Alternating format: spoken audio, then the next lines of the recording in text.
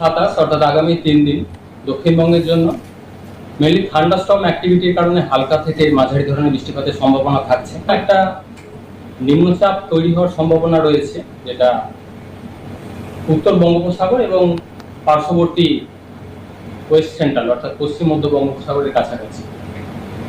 এর ফলে 28 তারিখে মেনলি আমাদের উপকূল এর সংলগ্ন বা কাছাকাছি যে জেলাগুলো রয়েছে, যেমন উত্তর দক্ষিণ 24 পরগনা, পূর্ব পশ্চিম মেদিনীপুর, এই জেলাগুলো দু এক জায়গায় ভারী বৃষ্টির সম্ভাবনা থাকছে 28 তারিখে। 29 তারিখে বৃষ্টিপাতের স্প্রেড ইন্টেন্সিটি আরেকটু বাড়ার সম্ভাবনা রয়েছে।